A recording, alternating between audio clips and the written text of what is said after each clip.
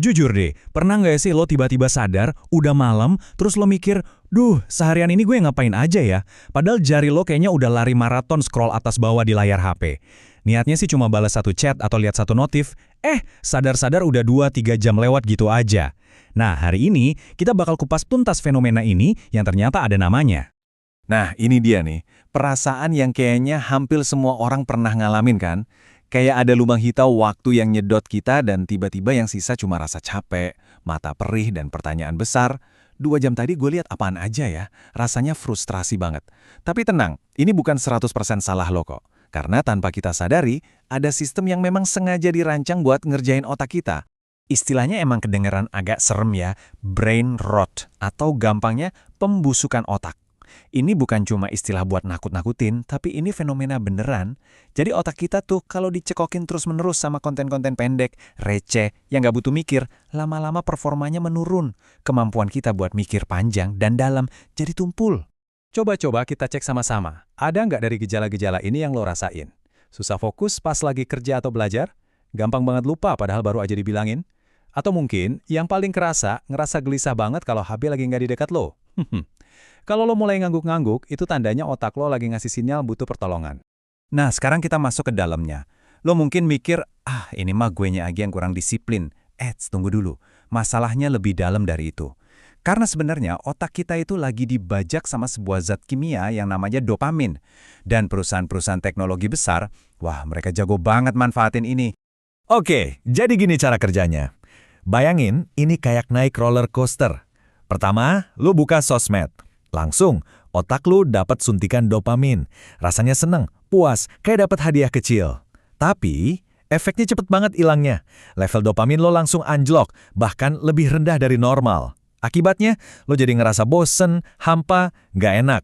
Otak lo langsung teriak, gue butuh lagi dong. Akhirnya, ya lo scrolling lagi buat dapat suntikan itu. Dan siklus ini muter terus, nggak ada habisnya. Dan ini dia kuncinya.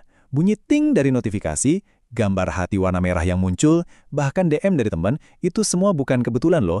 Itu semua adalah reward kecil yang udah diperhitungkan dengan sangat matang. Tujuannya satu, biar otak lo ketagihan dan lo nggak bisa lepas dari aplikasi mereka. Licik kan? Oke, cukup ya nakut-nakutinnya.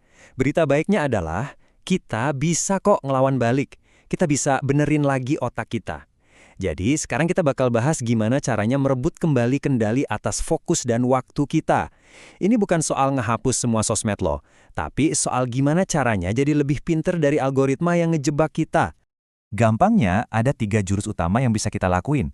Anggap aja ini 3 pilar buat ngebangun ulang pertahanan diri kita. Kalau kita bisa jalanin ketiganya, dijamin deh, hidup lo bakal jauh lebih tenang dan produktif. Yuk kita bedah satu-satu. Jurus pertama, ganti kebiasaan. Coba deh perhatiin, kapan biasanya lo mindless scrolling? Pas bangun tidur? Pas lagi nunggu makanan datang? Atau pas lagi bosen di jam istirahat?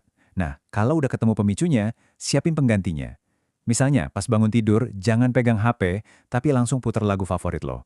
Atau, yang lebih seru lagi, cari obsesi baru, sesuatu yang bikin lo lupa sama HP. Misalnya, mulai latihan lari, belajar masak, atau nonton serial yang benar-benar butuh fokus. Kedua, atur lingkungan lo. Ini kedengerannya sepele, tapi sumpah, efeknya gede banget. Pakai prinsip, jauh di mata, jauh di hati. Pas lagi kerja, coba deh taruh HP lo di laci, atau bahkan di ruangan lain. Hapus saja aplikasi-aplikasi yang sebenarnya cuma bikin lo ngerasa insecure. Manfaatin juga fitur screen time limit yang ada di HP. Terus, yang paling ampuh, buat jam keramat buat diri lo sendiri. Misalnya, dari jam 9 pagi sampai jam 12 siang, haram hukumnya buka sosmed. Titik. Nah, yang ketiga ini mungkin yang paling dalam dan paling penting. Coba ambil waktu sebentar buat nanya ke diri sendiri. Sebenarnya pas gue scrolling berjam-jam, gue tuh lagi ngehindarin apa ya? Apa lo lagi ngehindarin tugas yang susah? Atau perasaan kesepian? Seringkali scrolling itu cuma plester buat luka yang lebih dalam. Terus coba deh ubah cara lo ngelihat diri sendiri. Jangan bilang gue kecanduan sosmed, tapi bilang gue adalah orang yang memegang kendali penuh atas waktu gue. Kedengarannya simple, tapi ini bisa mengubah mindset lo secara total.